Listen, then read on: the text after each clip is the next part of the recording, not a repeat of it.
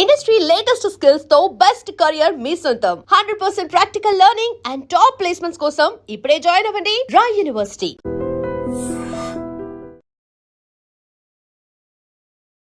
Welcome to iDream media. So జనరల్గా BP అంటే మనందరికీ తెలిసిందే 120/80 ఉంటే నార్మల్ లెవెల్స్ అని ఇలా ఫస్ట్ నుంచి మనకు తెలుసు. కానీ ఇప్పుడు బీపీ లెక్కలు మారాయి. 140/90 ఉన్న నార్మలే అంటున్నారు. వాస్తవం ఎంత? అసలు బీపీని మనం ఎలా చెక్ చేసుకోవాలి, మనం బీపీని తగ్గించుకోవాలంటే ఎటువంటి జాగ్రత్తలు తీసుకోవాలి, వివరాలు తెలుసుకుందాం. మనతో పాటు ఉన్నారు ప్రముఖ pulmonologist and critical care specialist doctor Ravindra గారు. డాక్టర్ గారు నమస్తే. నమస్తే డాక్టర్ గారు, బీపీ గురించి ఉన్న డౌట్స్ అసలు దేని గురించి ఉండవేమో. డయాబెటీస్లో కూడా అన్ని డౌట్స్ అడగము. బీపీ ఒక సైలెంట్ కిల్లరు. అది ఉందని తెలుసుకోకపోతే మనకి ప్రాణాలకి ప్రమాదం అని చెప్తూ ఉంటారు. బీపీ 120/80 ఉంటే నార్మలు, ఇప్పుడైతే 140/90 ఉన్న నార్మలే అంటున్నారు. లెక్కలు మారాయి అంటున్నారు. ఏం చెప్తారు డాక్టర్ గారు? ఇప్పుడు బీపీ అనేది యూనివర్సల్గా చాలా కామన్గా ఉండే జబ్బు. ఇది ఎవరికి వస్తుంది, ఎందుకు వస్తుంది అనేది తెలియదు. సో ఏ కారణం లేకుండా వచ్చే బీపీని ఎసెన్షియల్ హైపర్ టెన్షన్ అని అంటారు. సో అది నేను ఒక లంగ్ స్పెషలిస్ట్ అయ్యి ఉండి దాని గురించి ఎట్లా అని అంటే, మాకు ఈ బీపీ కేసులు ఆయాసంతో వస్తారు. అలానే ఒబేసిటీ ఉన్నవాళ్ళు, షుగర్ ఉన్నవాళ్ళు, బీపీ మీద ఎక్కువ తగ్గట్లేదు అనేవాళ్ళు చాలామంది మా దగ్గరికి వేరే కారణాలకి వస్తారు. అది కారణం ఏంటంటే అబ్స్ట్రక్టివ్ స్లీప్ అయిపోయినాయి ఈ గురక వలన. సో ఆ విధంగా మాకు బీపీకి సంబంధం ఉంటుంది. సో ఏదైనా ప్రాబ్లం ఉన్నప్పుడు ఇట్లా సో బీపీ కూడా కంపల్సరీ కంట్రోల్ చేయాల్సిన అవసరం ఉంటుంది. సో బాడీలో మనం అంతా హెల్తీగా ఉంటేనే మనకు మిగతావన్నీ కరెక్ట్ అవుతాయి, లేకపోతే సిమ్టమ్స్ రిలీవ్ ఉండదు. మీరంటే బీపీ ఈ క్లాసిఫికేషన్స్ అంటే ఇవి ఏమన్నా మారాయా? సో బేసికల్గా మనం ఆలోచిస్తే మన బాడీ డిజైన్ చేసింది 120/80కి. So God designed or nature designed 120/80. అంటే దానికి ఏం పెరిగితే ఏమవుతుంది అని అనుకుంటున్నాం చాలామంది. పెరిగితే ఇమ్మీడియట్గా ఏం చనిపోము, కానీ మన బాడీలో మనకందరికీ తెలుసు కేశనాళికలు అని ఉంటాయి. అంటే క్యాపిలరీస్.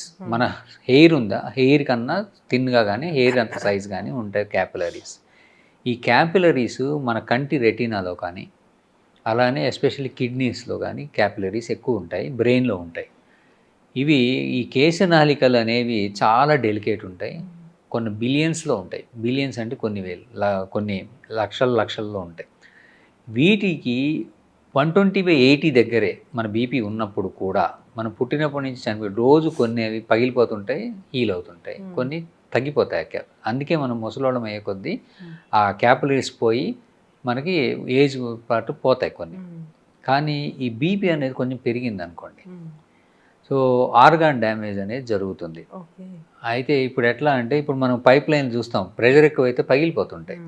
సో చాలామందికి అర్థం కాని విషయం ఏంటంటే, ఈ బీపీ ఎక్కువైనా కానీ నేను 150/80, 160/90, 100 కూడా వేసుకొని తిరిగేస్తూ ఉంటారు. ఏమైనా అడిగితే నాకు బాగానే ఉంది కదా, నాకేం ప్రాబ్లం. ఆ ప్రాబ్లం వారికి ఆ క్షణానికి ఉండదు, లోపల ఆ కేశనాళికలు చచ్చిపోతూ ఉంటాయి. ఫర్ ఎగ్జాంపుల్ కొన్ని బిలియన్స్లో ఉన్న కేశనాళికలు అలా చనిపోతూ ఉన్నప్పుడు మనకి తెలిసే టైం వచ్చేసరికి కొన్ని సంవత్సరాలు పడుతుంది. ఆ సంవత్సరాల టైం తర్వాత మళ్ళీ తూచి ఇప్పుడు నేను బీపీ కంట్రోల్ చేసుకుంటాను అని నాకు ఆ కేశనాళికలు వెనక్కి రావాలంటే రావు. So that's called end organ damage. So మెమరీకి లాస్ రావటం, స్ట్రోక్, పగిలిపోయి రక్తనాళాలు చిట్లిపోయి మనకి పక్షవాతాలు రావడం, కంటిలో హైపర్టెన్సివ్ రెటినోపతి అని కళ్ళు చూపు పోవటం, రెటినా దగ్గర బ్లీడ్ అయిపోయి కేశనాళికల వలన, ఈ కిడ్నీలో ఈ క్యాపిలరీస్ పగిలిపోయి CKD, so flea eaten kidney అంటే లోపల డ్యామేజ్ అయిపోయి హైపర్టెన్సివ్ వలన వాళ్ళకి సీకేడీకి వచ్చేసి డయాలసిస్కి వెళ్ళిపోతారు, కిడ్నీ ఫెయిల్యూర్ అయిపోతారు. ఇవి కాక బీపీ ఎక్కువ ఉండటం వలన వాళ్ళకి, ఫర్ ఎగ్జాంపుల్ ఒకళ్ళు 150/90 ఉంది, సో వాళ్ళకి బాగానే ఉన్నాడు, కానీ వాళ్ళకి ఫ్లక్చుయేషన్ ఆఫ్ మూడ్స్ ఉంటాయి, ఫ్లక్చుయేషన్ ఆఫ్ ఎమోషనల్ థింగ్స్ ఉంటాయి.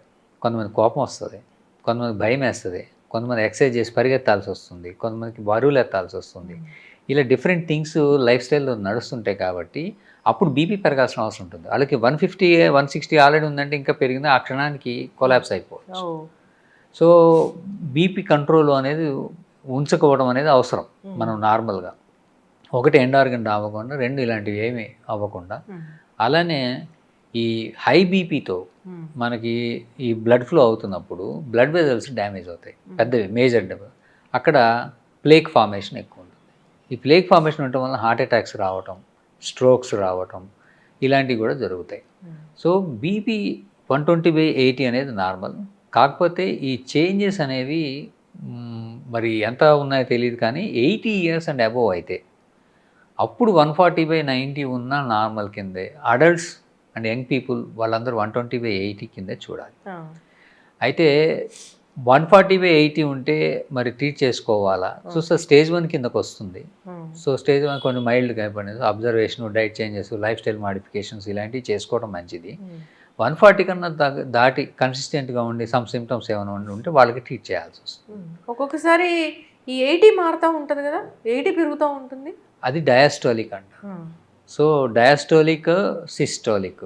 సో చిన్న వాళ్ళకి ఏంటంటే డయాస్టోలిక్ బాగుంటుంది, ఏజ్ పెరిగే కొద్దీ డయాస్టోలిక్ పడిపోతుంది బికాజ్ ఆఫ్ వెజల్ స్టిఫ్నెస్ మారటం వల్ల. సో ఇది కొంతమందికి ఐసోలేటెడ్ డయాస్టోలిక్ బీపీ ఉంటుంది, కొంతమందికి సిస్టోలిక్. యూజువల్గా బీపీ అంటే systolic BP. So systolic, diastolic రెండు వచ్చినా కూడా దాన్ని ఎసెన్షియల్ కింద అంటారు. రెండు పెరుగుతాయి, లేదా ఓన్లీ సిస్టోలిక్ బీపీ రావచ్చు, ఐసోలేటెడ్ సిస్టోలిక్, ఓన్లీ డయాస్టోలిక్ కూడా ఉండొచ్చు. So depending on the reading టైప్ని బట్టి వాళ్ళు దానికి తగ్గట్టుగా వాళ్ళు ట్రీట్మెంట్ తీసుకోవాల్సి ఉంటుంది. మందులు వాడాల్సిందే. 120/80 కన్నా అంటే మనకి ట్రీట్మెంట్ ఆప్షన్ 120 to 140 దాకా మనకి ప్లే చేసుకోవచ్చు. సో కాన్స్టాంట్గా 130 ఉంటుంది, ఓకే, యాక్సెప్టబుల్, పెద్ద డ్యామేజ్ ఏమి ఉండదు. బట్ కాన్స్టాంట్గా 140 అండ్ అబోవ్ తగులుతుంది, తీసుకోవాలి. అయితే ఇందులో కూడా చాలా ట్రిక్స్ ఉన్నాయి. ఎట్లా అంటే బీపీ అనేది మనకు తెలియకుండా 140 అబోవ్ అనేది చాలా టైమ్స్లో వస్తుంది. ఎట్లా అంటే కొంతమంది సిగరెట్ తాగుతారు, తాగిన 4-5 hours వరకు, 6 hours వరకు బీపీ ఎక్కువ ఉంటుంది. ఆల్కహాల్ తాగిన చాలాసేపు వరకు బీపీ ఎక్కువ ఉంటుంది. ఆ టైంలో మనం చెక్ చేసుకున్న వేస్ట్. మనం ఎక్సర్సైజ్ చేస్తాం, నెక్స్ట్ 2-3 hours వరకు బీపీ ఎక్కువ ఉంటుంది. మెట్లు ఎక్కొచ్చాము, నడిచాము, బీపీ ఎక్కువ ఉంటుంది. ఎమోషనల్ ప్రాబ్లమ్స్ ఉన్నాయి, స్ట్రెస్, స్ట్రెయిన్ అయింది, కోపం వచ్చింది, బీపీ ఎక్కువ ఉంటుంది. ఫుడ్ తిన్నాం, స్టిమ్యులెంట్స్, ఇప్పుడు మసాలా ఆహారం తిన్నాం, వెంటనే బీపీ చెక్ చేయకూడదు, అప్పుడు ఎక్కువ ఉంటుంది. సో అలాగా చాలా కండిషన్స్ ఈ బీపీని మారుస్తుంటాయి. సో అవి తెలుసుకొని బీపీ చెక్ చేసుకోవాలి. యూజువల్గా బీపీ రెస్టింగ్ బీపీ అంటారు. రెస్టింగ్ బీపీ అంటే మనం ఫ్రెష్గా నిద్ర మంచిగా లేవగానే ఆ టైంలో ఉన్న బీపీ అనేది మనది బేస్ లైన్ కరెక్ట్ బీపీ. అంటే నిద్ర లేవగానే బీపీ చెక్ చేసుకోవాలి, చేసుకుంటే అది కరెక్ట్గా తెలుస్తుంది. ఈవినింగ్ సాధారణంగా లంచ్ తర్వాత యూజువల్గా బీపీ కొంత ఎక్కువ ఉంటుంది. సో ఆ టైంలో చెక్ చేసి 140 ఉందంటే మేబీ అది normal evening. So by the time evening వచ్చేసరికి మనకి ఈ లైఫ్ స్టైల్ స్ట్రెస్ ఉంటాయి కాబట్టి యూజువల్గా ఈవినింగ్స్ అనేది ఎక్కువ ఉంటుంది.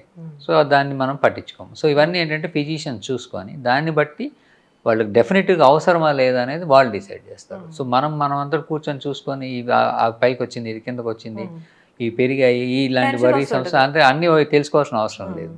సో ఇప్పుడు విషయం ఎట్లా ఉందంటే సెల్ఫ్ డెసిషన్ ఎక్కువైపోయింది, దానివల్ల వచ్చిన ప్రాబ్లమ్స్ ఎక్కువైపోతున్నాయి. సో చాలామంది ఏం చేస్తున్నారు, వాళ్ళకే వెళ్తారు, వాళ్ళే టెస్ట్ ఇస్తారు, ఇచ్చేసి వాళ్ళే టెస్టులు తీసుకొని వచ్చి చదివేస్తారు. పక్కన నార్మల్ వాల్యూస్ ఉంటాయి, దాన్ని చూసి కంపేర్ చేసుకుంటారు. సో చేసుకొని వాళ్ళే ఒక ఇమాజిన్ చేసుకొని దాన్ని కొన్ని రోజులకు ఒక యాంటీబయాటిక్ కూడా వాడేస్తారు. సో యూజువల్గా ఏంటంటే ఒక జబ్బు వచ్చింది అని దానికి ఏ టెస్ట్ చేయాలి అని, దానికి ఇంటర్ప్రిటేషన్స్ ఏంటి, దానికి ఏ ట్రీట్మెంట్ ఇవ్వాలి అని ఈ మధ్య పేషెంటే చేసేసుకుంటాం. అవును, చాట్‌జీపీటీని అడిగితే కూడా చెప్తుంది. బట్ దిస్ ఈజ్ నాట్, ఇది వేరే ఏ కంట్రీలో లేదు, ఒక ఇండియాలోనే ఉంది.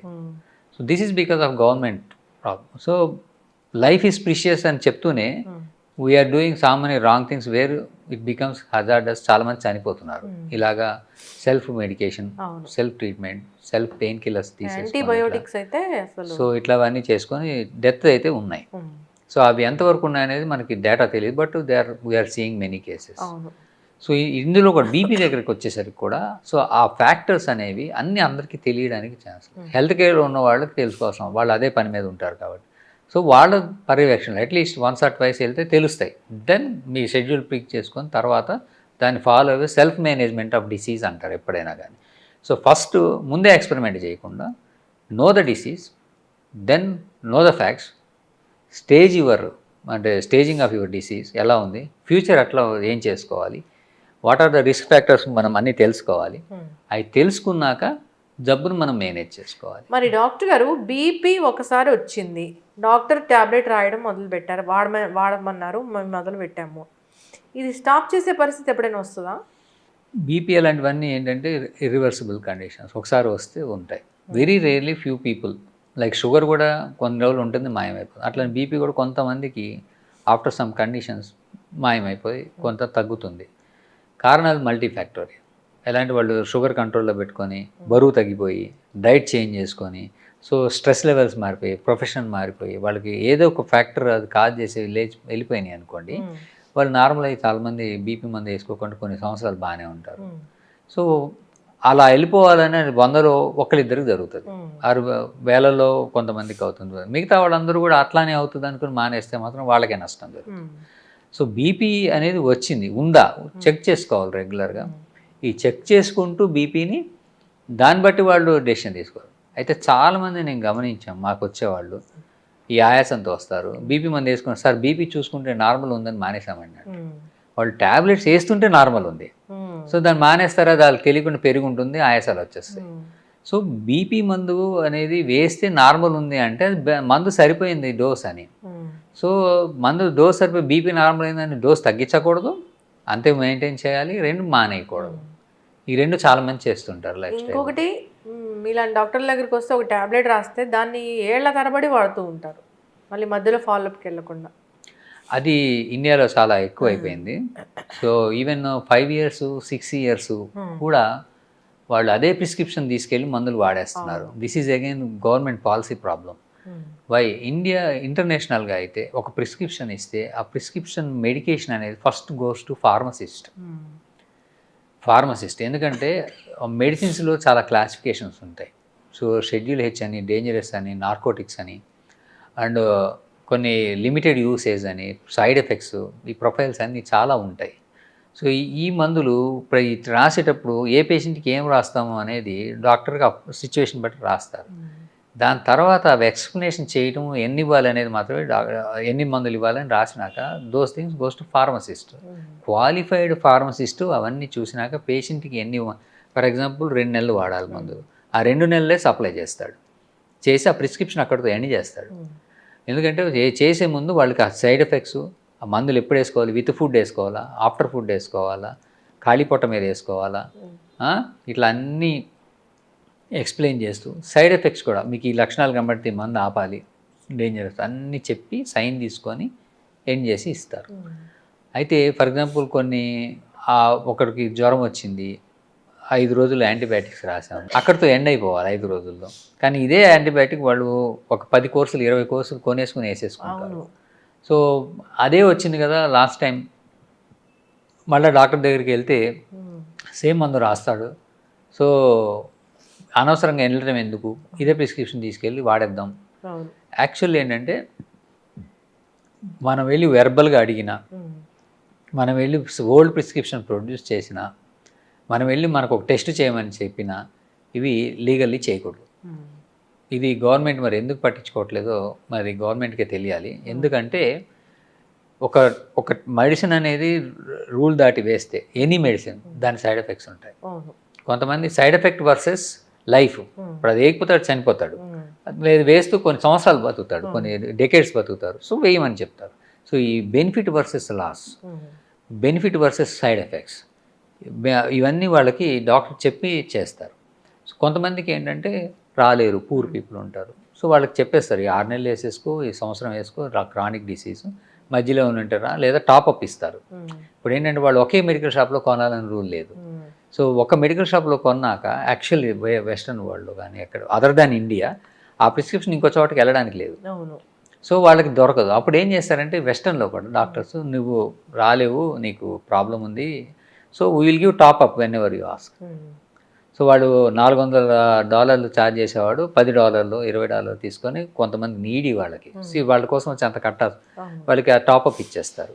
సో అది రూల్. బికాస్ డేంజరస్ మందులు వాడుకొని కిడ్నీ పోగొట్టుకొని, కెమికల్స్ లివర్ పోగొట్టుకొని, ఆ సమ్ అదర్ ఇష్యూస్ రెసిస్టెన్స్ తెప్పించేస్తారు. రెసిస్టెన్స్ అంటే మందులు పనిచేయకపోవటం ఇన్ఫెక్షన్స్కి, ఇవన్నీ జరుగుతున్నాయి. కాబట్టి సో పర్యవేక్షణలో ఎక్స్పెరిమెంట్ చేయకుండా అసలు మందులు వాడకూడదు, అవసరం లేదు, వచ్చింది అదే అనుకుని వాళ్ళే అన్నీ వాడేస్తామంటే 5 ఏళ్ళు డాక్టర్ చదవటం వేస్ట్, 15 ఏళ్ళు చదవటం వేస్ట్. అందరూ ఇండియాలో ఇట్లా జరుగుతూనే ఉంది. సో ఆ నాలెడ్జ్ డాక్టర్ పెట్టుకోవడం అనేది అనవసరం అంటే ఒక సెక్టర్కి. So these things are very ridiculous అయిపోతుంది. సో దీనికి తగ్గట్టుగా మనకి నేషనల్ హెల్త్ పాలసీ కింద వాళ్ళు ఇవి చేయాల్సినవి చాలానే ఉన్నాయి. సో బీపీ మందు ఒకసారి వచ్చి స్టార్ట్ చేసినాక పోవడం అనేది జరగదు. జరిగిందే అది చూసుకొని ఆపుకోవాలి. సాధారణంగా బీపీ మందు అవసరం లేదంటే వాళ్ళకి బీపీ పడిపోయి డౌన్ అయిపోయి కిందకి నీరసాలు రావడం, కొలాప్స్ ఇలాంటివి అవుతాయి, అప్పుడు ఆపుతారు. బీపీ వేస్తుంటే నార్మల్ మందు వేస్తున్నారు కానీ రికార్డింగ్ నార్మల్ వస్తుంది, దేర్ బీపీ ఉన్నట్టు వాళ్ళు మందులు కంటిన్యూ చేయాల్సి. ఇప్పుడు బీపీ డౌన్ అయిపోవడం అంటే ఎంత పడిపోతే డౌన్ అయిపోయింది అన్నట్లు? 90 సిస్టోలిక్ అండ్ 60 to 70 డయాస్టోలిక్. అంటే మనకి ఒక 30 సిస్టోలిక్లు పడిపోయినా అంతకన్నా డౌన్ అయితే కిడ్నీ అనేది ఫెయిల్ అయిపోయే ఛాన్స్ ఉంటుంది. అంటే కిడ్నీకి మనకి యూరిన్ ఫామ్ అవ్వాలంటే ఒక ఫిల్టర్ అన్నమాట. కిడ్నీ ఫిల్టర్ అవ్వాలంటే మనకు ఒక ప్రెషర్ ఉండాలి. ఆ ప్రెషర్ లేకపోతే కిడ్నీ ఫెయిల్ అవుతుంది. వన్స్ ఫెయిల్ అయిందంటే అది వెంటనే మళ్ళీ పనికి రాదు. అంటే ఇప్పుడు ఈరోజు బీపీ నాకు సడన్గా కొలాప్స్ అయిపోయి బీపీ పడిపోయింది, ఒక 2 నిమిషాలు పడిపోయింది. ఈ లోపల నేను చనిపోలేదు కానీ నాకు ఐ ఫ్లూయిడ్స్ ఇచ్చారు, రికవర్ అయ్యాను. బీపీ పెరిగింది కానీ కిడ్నీ పని చేయమంటే వెంటనే పని చేయదు, దాని ఎక్యూట్ కిడ్నీ ఇంజరీలోకి వెళ్ళిపోతుంది. అది ఇట్ టేక్స్ సమ్టైమ్స్ 2 days, ఒకసారి గంట పట్టచ్చు, ఒకసారి వారం పట్టచ్చు, ఒకసారి డయాలసిస్ కూడా చేయాల్సి రావచ్చు. సో క్రిటికల్లీ డౌన్ అయినప్పుడు మాత్రం దాన్ని లో బీపీ అని పడిపోతాం, దానికి మనం వెంటనే క్లియర్ చేసుకోవాలి. సో దాని పరిస్థితి రాకుండా చూసుకోవాలి. తెలిసిపోతుంటుంది వాళ్ళకి వీక్నెస్, కొలాప్స్ అవటం, స్వెట్టింగ్ రావటం ఇలాంటివి వచ్చేస్తుంటాయి. సో బీపీ చెక్ చేసుకొని ఆ మందులు వేసుకోకపోవడం, వేసుకొని ఆగటం, అవసరమైతే ఐ ఫ్లూయిడ్స్ వెంటనే ఇవ్వటం, మెడికల్ అటెన్షన్కి వెళ్ళటం జరగాలి. మరి డాక్టర్ గారు, ఉప్పు తింటే బీపీ బాగా పెరిగిపోతుందా? ఎస్, ఉప్పు అనేది బీపీ పెరగడానికి ఒక కారణం రావడానికి. ఏంటంటే మనకి టోనిసిటీ అంటాం. ఇప్పుడు మనం ఏంటంటే నీళ్ళలో మనం ఈ ఉప్పు కలిపితే దానికి ఒక టోనిసిటీ వస్తుంది, దాని డెన్సిటీ పెరుగుతుంది. సింపుల్గా చెప్పాలంటే మనం కోడిగుడ్డు నీటిలో వేస్తే మునిగిపోతుంది, అది ఉప్పు నీళ్ళు వేస్తే తేలుతుంది. సో దానికి ఉప్పు కలిసింది అంటే దాని యొక్క మారాలి, రక్తం యొక్క కెపాసిటీ మారుతుంది, చిక్కదనం అవుతుంది. అంటే టోనిసిటీ అంటారు. ఆస్మోలారిటీ, టోనిసిటీ పెరగటం వల్ల బీపీ పెరుగుతుంది. సో ఈ బీపీ పెరుగుతుంది కాబట్టి బీపీ రాకుండా ఉండాలన్నా వచ్చిన వాళ్ళైనా ఈ ఉప్పుని కంట్రోల్ చేసుకోవాలి. పచ్చళ్ళు కూడా తినకూడదు. పచ్చళ్ళు అంటే డైలీ బాడీలోకి వెళ్ళాల్సిన ఉప్పు ది బెస్ట్ అంటే 1.5 grams కన్నా తక్కువ ఉండాలి. సో మన ఇండియాలో అయితే 4-5 grams వెళ్ళిపోతుంది, ఎక్కువ వెళ్తుంది. సో 1.5 grams నుంచి 2300 అంటే 2.3 grams లోపలే ఉండాలి రోజు వెళ్ళేది. అంతకన్నా ఎక్కువ వెళ్తే మనకి బీపీ వలన వచ్చే నష్టాలు ఎక్కువ వస్తాయి. కిడ్నీ కూడా వాటిని బయటికి తీయలేదు, అంటే యూరిన్లో మనకి ఈ సాల్ట్ బయటికి వెళ్ళిపోతాయి, ఎక్కువ ఎక్సెస్ ఉన్నవి. సో ఆ కెపాసిటీ దాటిపోతుంది. సో మనకి బాడీలో ఉండిపోవడం వలన బీపీ ఎక్కువయ్యే ఛాన్స్ ఉంటుంది. అలాని అసలు ఉప్పు పూర్తిగా మానేస్తే కూడా కావాల్సిన మనకి లవణాలు కావాలి బాడీకి. ఆ లవణాలు మినరల్స్ లేనిదే మనం బతకం. సో పర్మిటెడ్ లెవెల్లో కరెక్ట్గా ఎంత కావాలో అంతే తీసుకోవాలి, ఎస్పెషల్లీ ఉప్పు. ఇప్పుడు నేను ఫస్ట్ టైం బీపీ చెక్ చేసుకోవాలనుకుంటున్నాను, లేదా నాకు బీపీ ఉందో లేదో తెలుసుకోవాలి, మానిటర్ చేసుకోవాలనుకుంటున్నాను. ఇప్పుడు ఒక ఎక్స్పెరిమెంట్ లాగే చేసి చూపించాలి మనము. బీపీ చెకింగ్ అంటే డిజిటల్ మీటర్స్ ఉంటాయి, లేదంటే మీ హాస్పిటల్స్లో అయితే వేరే అక్యురేట్గా చూపించేవి ఉంటాయి. సో డిజిటల్ దాంట్లో చూసుకునేటప్పుడు మేము ఎలాంటి జాగ్రత్తలు తీసుకోవాలి, చేసే తప్పులు ఏంటి ఒకసారి చూపిద్దాం డాక్టర్ గారు. దీనికన్నా ముందు ఈ బీపీ ఈ చెక్ చేసుకోవాలి, ఎప్పుడు చెక్ చేసుకోవాలి, అసలు లక్షణాలు ఏంటి? చాలామందికి లక్షణాలు ఉండవు. సో కొంతమందికి ఏంటంటే చేయి లాగటం, అది హార్ట్ అటాక్ లాగా, కొంచెం బీపీ ఎక్కువ ఉంటే చేయి లాగటం వస్తుంది, తల తిరుగుతుంటుంది, ఈ ఆక్సిపిటల్ అంటే ఈ మెడ దగ్గర నొప్పి వస్తుంది, దట్ ఇస్ ద మెయిన్ కారణం. కొంతమందికి ఈ లక్షణాలు కూడా ఉండవు, చాలా బీపీ ఉంటుంది, మామూలుగా తిరిగేస్తుంటారు. సో ద ఓన్లీ ఏంటంటే లక్షణాలు లేని వాళ్ళు కూడా ఎప్పుడైనా బీపీ చెక్ చేసుకుంటూ ఉంటాం, ఒక్కటే మార్గం. సో ఈ చెక్ చేయడం అనేది ఈ డిజిటల్, ఒకప్పుడు ఈ డిజిటల్ అనేవి లేవు. అవును. సో ఓన్లీ మాన్యువల్గా చూసేవాళ్ళు ఈ మెర్క్యూరీ మేనోమీటర్ తోటి. ఆ డిజిటల్ కూడా అదే వచ్చాయి. కరెక్టా? ఇప్పుడున్న క్రైటీరియాలో ఇదే కరెక్ట్, డిజిటల్. వై? ఇప్పుడు మ్యాన్ టు అంటే ఇంటర్ పర్సనల్ వేరియేషన్ అని అంటారు. పర్సన్ టు పర్సన్ అంటే ఒక పర్సన్ చూస్తే 180 ఉంటుంది, ఒక పర్సన్ చూస్తే 160 ఉంటుంది. ఒకే పేషెంట్ అదే టైంలో పర్సన్ వేరియేషన్ అనేది ఆ స్పీడు ఎంత స్పీడ్లో పడిపోతుంది, వాళ్ళు ఎంత అబ్జర్వ్ చేస్తున్నారు అని. సో ఇంటర్ పర్సనల్ వేరియేషన్ వలన బీపీ వాడు 140 చెప్తే ఒకళ్ళు 180 చెప్తారు. సో దానివల్ల ఏంటంటే ఈ డిజిటల్ అనేది సేఫ్. ఇప్పుడు వెస్ట్రన్ వరల్డ్లో దాదాపుగా పర్సనల్ చెకింగ్ లేదు, డిజిటలే వచ్చేసి. ఈ డిజిటల్ అనేది ప్రోగ్రామ్ లైక్ ఫిక్స్డ్గా ఒకే స్పీడ్తో చూస్తాయి. ఇప్పుడు మనకి పల్సు మనకి నిమిషానికి 72 సార్లు కొట్టుకోవాలి అంటే దాదాపుగా లెస్ దెన్ 1 సెకండ్కి ఒక బీట్ కొట్టుకుంటాం. ఈ బీట్కి మధ్యలో మనం ఎంత స్పీడ్గా మెర్కురీ కాలం దింపుతున్నాము అనేది, బాగా స్పీడ్ దింపితే బీపీ ఉన్నా కూడా తెలియదు అసలు. అయితే మంచి. సో ఇదైతే ఒకే స్పీడ్తో చూస్తాయి, ఒకే స్పీడ్తో చూస్తే. కాకపోతే ఇందులో కొన్ని ఏంటంటే మిస్టేక్స్ ఏంటంటే చేయి కదిలిచ్చిన తర్వాత కఫ్ సరిగా పెట్టుకోకపోయినా, లూజ్గా కట్టినా అవి పనిచేయదు, రీడింగ్ తప్పు ఇస్తుంది. సో అవి ఎర్రర్ ఇస్తుంది. సో దానికి రకరకాల కారణాలు ఉంటాయి. ఒకటేంటంటే ఒబేసిటీ. సేమ్ కఫ్ అన్ని సైజులకి సరిపోదు. సో వాళ్ళకి సరిపడా సైజు కఫే తీసుకోవాలి. యూజువల్గా యూనివర్సల్గా అందరికీ కనబడే తీసుకొస్తారు. పీడియాట్రిక్స్కి చిన్న పిల్లలకి ఇది పెడితే బీపీ తక్కువ వస్తుంది, అలానే ఒబేసిటీ ఉన్న వాళ్ళకి ఇది పెడితే బీపీ ఎక్కువ వస్తుంది. సో చేతికి కాలుకి వేరే ఉంటాయి కఫ్. సో వాళ్ళకి తగ్గట్టుగా large, extra large or normal or small depending అని తీసుకోవాల్సి ఉంటుంది. కఫ్ మారుతుంది, ఈ చేతి కట్టేది మార్చుకోవాలి. యూజువల్గా ఏంటంటే నార్మల్ వెయిట్ ఉన్నవాళ్ళు, లైట్ ఒబేసిటీ ఉన్నవాళ్ళు, అంటే చేయి లావు లేని వాళ్ళు ఈ దీంతో సరిపోతుంది. కానీ కొంతమంది ఏం చేస్తారంటే లూజ్, ఆ చేయి తిరిగిపోతుంటుంది కఫ్ కట్టినా కూడా. అలా తిరిగిపోతూ ఉంటే కనుక ఆ రీడింగ్ కరెక్ట్ కాదు. అలానే position of the cuff. Position ఏంటంటే ఇప్పుడు మనకి చేతి మడుతుంది కదా, ఇది చేయి దండం అంటాం. ఈ చేయి దండానికి కరెక్ట్గా మిడిల్ పార్ట్లో కట్టాలి. అంటే కిందకి కట్టద్దు, పైకి కట్టద్దు, మిడిల్ పార్ట్. 1, 2, 3 పార్ట్స్ చేస్తే ఈ మిడిల్ పార్ట్లోనే కట్టాలి. కిందకి కడితేనేమో ఈ జాయింట్ మీదకి వస్తుంది, మనకి తెలియదు. పైకి కడితేనేమో ఈ మధ్యలో డిస్టర్బెన్స్ వచ్చేసి తెలుసు. సో మిడిల్లో కడితే వచ్చే రీడింగ్ కరెక్ట్ ఉంటుంది. అలానే ఆ కఫ్లో మనకి ఈ బీపీ మెజర్ చేసే బెలూన్ ఒకటి ఉంటుంది. ఆ బెలూన్ పొజిషన్ కూడా ఇంపార్టెంట్. ఆ బెలూన్ వచ్చి మన ఆర్టరీ మీదే పడాలి. మనకి ఇక్కడ రక్తనాళం వెళ్తుంది. ఆ బెలూన్ ఆపోజిట్లో కడితే బీపీ సరిగా తెలవాలి. సో ఇవన్నీ ఎక్కువ వస్తుంది బీపీ ఒకసారి. సో అవన్నీ స్మాల్ అండ్ ప్రతి ఒక్క విషయం తెలుసుకోకుండా మనము చేస్తే ఎక్కువ వచ్చింది తక్కువ వచ్చింది అనుకో. అలానే డిజిటల్ది పెట్టినప్పుడు యూజువల్గా 2 సార్లు 3 సార్లు చెక్ చేసుకొని దాని యావరేజ్ తీసుకోవడం బెటర్. ఫస్ట్ తీసుకోకూడదు అసలు. తీసుకోవచ్చు, కానీ ఏంటంటే 2 సార్లు 3 సార్లు చెక్ చేసుకొని డిఫరెంట్ టైమ్స్లో కూడా చెక్ చేసుకొని వాటి యావరేజ్ తీసుకోవడం మంచిది ఎప్పుడైనా. బట్ కట్టేటప్పుడు మాత్రం అవన్నీ ఫిక్స్డ్గా మనం చేసుకోవాలి. చూపిద్దాం డాక్టర్ గారు. ఇది బీపీ ఎవరికి వాళ్ళ ఇంట్లో చెక్ చేసుకునేటప్పుడు ఈ బీపీ కఫ్ గురించి కొంత మనం తెలుసుకోవాలి. ఇక్కడ చూస్తే ఈ బీపీ కఫ్ మీద ఒక పిక్చర్ ఇచ్చాడు. ఈ ఆర్మ్ సర్కంఫరెన్స్ ఇప్పుడు అందరికీ ఒకటే కాదు, ఇది 32 సెంటీమీటర్స్ సర్కంఫరెన్స్ 22 ఇంచ్ దాకా పనిచేస్తుంది. అంటే టూ మచ్ ఒబేసిటీ ఉండి 100 కేజీలు ఉన్న వాళ్ళకి ఇది పనిచేయదు. సో యావరేజ్ అడల్ట్కి ఇది పనిచేస్తుంది. 2, ఎప్పుడైనా ఈ కఫ్ బిగించేటప్పుడు టైట్గా బిగించకూడదు, లూజ్గా బిగించకూడదు, మీడియం టైట్నెస్ అంటే ఒక మోస్తరుగా పెట్టాలి. తర్వాత ఈ కఫ్ ఎక్కడ పెట్టాలి అనేది మనకి ఇక్కడ ఒక లైన్ ఉంది.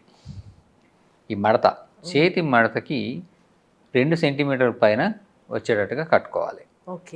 ఈ 2 సెంటీమీటర్ మరీ కిందకు వచ్చినా బాగా పైకి వెళ్ళినా ఈ రీడింగ్ తేడా వస్తుంది. తర్వాత ఈ కఫ్ కట్టినప్పుడు ఈ కఫ్ అనేది మనకి ఈ కఫ్ ఏదైతే కడతామో అది మన గుండె లెవెల్లో ఉండాలి. ఇప్పుడు ఇది కట్టినాక ఇట్లా చెయ్యి ఎత్తారనుకోండి మారిపోతుంది. సో ఇది గుండె లెవెల్లో లేదు. సో హార్ట్ లెవెల్లో ఉండాలి. పడుకున్నా కూర్చున్నా మనం నిలబడిన హార్ట్ లెవెల్లో ఉండాలి. తర్వాత ఈ కట్టేటప్పుడు మనకి బీపీని కొలిచే పార్ట్ ఇక్కడే ఉంటుంది, ఇంత పార్ట్. మిగతాదంతా ఓన్లీ కట్టడానికి కోసం. సో అందులో వీళ్ళు ఇక్కడ ఒక చిన్న మార్క్ ఇచ్చారు, ఆర్టరీ, ఏఆర్టీ. ఈ ఆర్టరీ అనేది ఈ పాయింట్ అనేది సాధారణంగా మనకి చేతిలో మనకి బ్లడ్ నరం అనేది పల్స్ తెలిసేది ఇక్కడి నుంచి వెళ్తుంది. సో ఈ పార్ట్లోనే అది ఉండాలి, ఇటు వస్తే పనికిరాదు. సో దాన్ని చూసుకొని ఇవన్నీ చూసుకొని దాన్ని బట్టి రీడింగ్ చేసుకోవాలి. ఓకే. సో ఇప్పుడు కరెక్ట్గా చూడాలంటే నేను పెడతాను చూడండి. ఇప్పుడు ఈ చెయ్యి దూర్చినాక ఆర్టరీ అని ఉంది కదా, ఈ ఆర్టరీ అనేది ఇక్కడ ఈ ఆర్టరీ దగ్గర, సో దాదాపుగా 2 సెంటీమీటర్ల పైకి పెట్టాను, ఆర్టరీ దగ్గర పెట్టాను. దెన్ టైట్గా పెట్టాలి. ఓకే. టైట్ అండ్ మరి రక్త సరఫరా ఆగిపోయేంత టైట్గా కాదు, అలా అనేది కాదు. యూజువల్గా ఏంటంటే ఈ పార్ట్ ఊడొస్తా ఉంది. దిస్ వన్ ఏంటంటే ఎప్పుడైనా ఊరికి వెళ్ళినప్పుడు వాటిని తీసుకోవడానికి, క్లీన్ చేసుకోవడానికి, మామూలుగా అయితే తీయాల్సిన అవసరం లేదు. సో ఇది వేసినాక దీన్ని మనం చెయ్యిక పూర్తిగా కదిలించకూడదు. ఇది స్టార్ట్ చేసిన దాని టైం తీసుకున్నప్పుడు చెయ్యి కదిలిస్తున్నా, మనము మాట్లాడుతున్నా, తిరుగుతున్నా రీడింగ్ మారిపోతుంది. ఓకే. సో చెయ్యి కదిలించకుండా మనం ఇది ప్రెస్ చేసి వెయిట్ చేయాలి. సో ఇది ఆటోమేటిక్గా రీడింగ్ స్టార్ట్ అవుతుంది. సో కఫ్ నొక్కుతుందా ప్రెషర్ వస్తుంది. సో వచ్చినప్పుడు ఇంకా చెయ్యి కదిలించకూడదు, మనం ప్రశాంతంగా ఉంటే అదే ఆటోమేటిక్గా రీడింగ్ అదే ఇచ్చేస్తుంది. అంటే ఆ చెయ్యి అట్లా కిందకైనా ఉండొచ్చు, చెయ్యి కిందకు ఉండొచ్చు, కొంచెం ముందుకు ఉండొచ్చు టేబుల్ మీద. సో ఇది తీసుకొని ఈ రీడింగ్ అనేది మనము తీసుకొని చూసుకోవచ్చు, అది వస్తుంది. సో చెయ్యి కదపకూడదు, మనం మిషన్ని చెయ్యి ఎట్లయినా ఉండొచ్చు, కానీ ఇది కట్టింది మాత్రం ఇది హార్ట్ లెవెల్లో ఉండాలి. రీడింగ్ స్టార్ట్ చేసినప్పుడు ఎక్కువ కదిలిస్తూ ఉంటే తప్పు రీడింగ్ వస్తుంది. కాళ్ళు కిందకే ఉండాలి. చాలా మంది కాళ్ళు అట్లే పడుకొని ఉండొచ్చు, కూర్చొని ఉండొచ్చు, అదేం ప్రాబ్లం. నిలబడి కూడా ఉండొచ్చు. అయితే అవి ఫస్ట్ టైం చెక్ చేసినప్పుడు కాళ్ళకి, కుడి చేతికి ఎడం చేతికి డిఫరెన్స్, చేతికి కాలికి డిఫరెన్స్, కూర్చుని ఉన్నప్పుడు నిలబడి ఉన్నప్పుడు డిఫరెన్స్, ఇవన్నీ చాలా చూస్తారు. అది ఫిజిషియన్ చూస్తారు. మనం ఇంట్లో చూసుకునేది ఇప్పుడు దానికి 150/90, 135/94 వచ్చింది, పల్స్ 74. సో ఇదే పల్స్ మళ్ళీ ఇంకోసారి రీకన్ఫర్మ్ అట్లానే చేసుకోవడం మంచిది. మళ్ళీ నొక్కాను. So at least 2 to 3 times check చేసుకొని ఆ వచ్చిన యావరేజ్ చేసుకుంటే యూజువల్లీ బెటర్. లేదంటే అది ఒకసారి చేయి కదిలిందని రాకపోవటం, అయితే ఒకసారి పెట్టినప్పుడు ప్రతిసారి ఎర్రర్ అని వస్తుంది.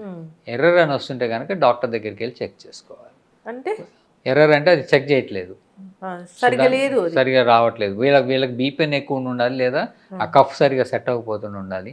సో సమ్ ఏదో కారణాల వల్ల ఎర్రర్ అని వస్తుంది, ఈ అని వస్తుంది.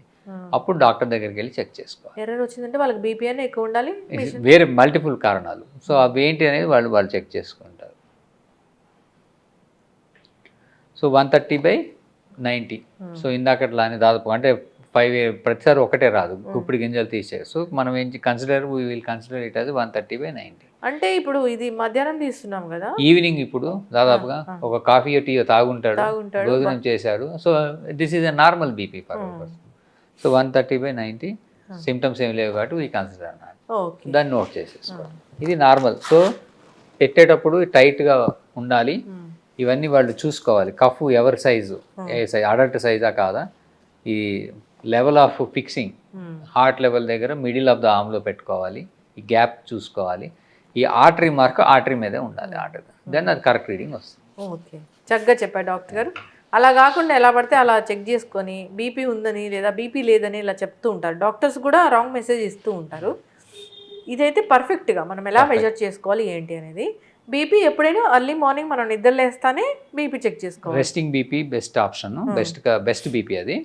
అలా అని కాకుండా డేలో డిఫరెంట్ టైమ్స్లో చెక్ చేసుకొని దాన్ని బట్టి మనకు బీపీ ఉందో లేదా డాక్టర్ డిసైడ్ చేస్తాం. ఓకే, ఎస్, చక్కగా చెప్పారండి. ఇప్పుడు బీపీ టాబ్లెట్స్ అనేవి డాక్టర్ గారు అదొక పెద్ద డౌట్.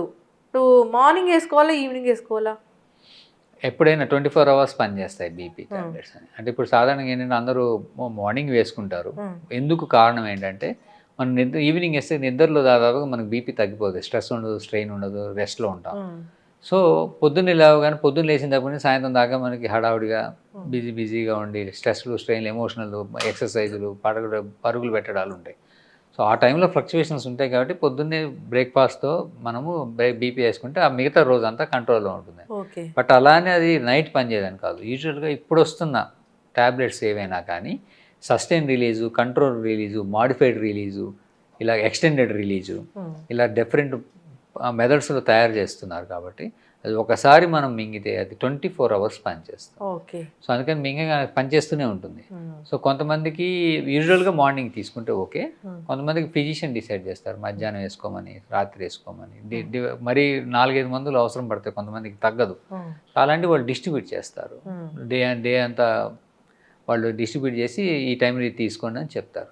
సో ఒకే ఒక మెడిసిన్ తీసుకోవడం అంటే యూజువల్గా బెస్ట్ ఈజ్ మార్నింగ్, బట్ మిగతా టైంలో తీసుకున్నా కానీ పనిచేస్తుంది 24 hours కాబట్టి. చక్కటి ఇన్ఫర్మేషన్ డాక్టర్ గారు. కానీ ఏదైనా ఒక టైంలో తీసుకుంటేనే మంచిది. వాళ్ళు ఏదైనా మార్నింగ్ చెప్తే మార్నింగ్ తీసుకోవడం మంచిది. ఆ టైం ఎవ్రీ 24 hours వేసుకుంటూ ఉంటే వాళ్ళకి కరెక్ట్గా మెయింటైన్ అవుతుంది డ్రగ్ డోసేజ్ అనేది బాడీలో. ఎస్, చక్కగా చెప్పారండి. బీపీ అనేది ఎంత ఉండాలి అంటే 120/80 అదే ఉండాలి.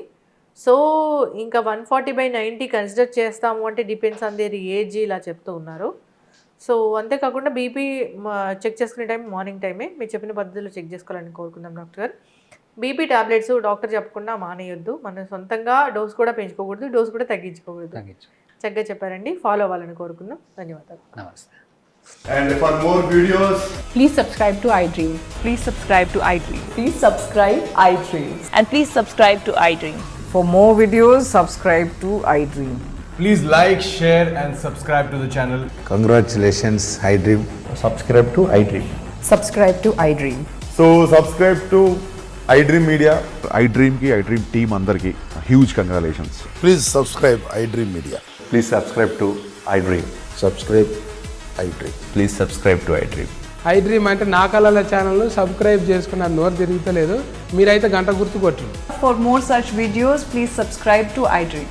Subscribe to iDream. Please subscribe to iDream. Please subscribe iDream Media. Please do subscribe to iDream. Please subscribe to iDream Media. For best entertainment and information, please subscribe iDream. And don't forget to subscribe to iDream.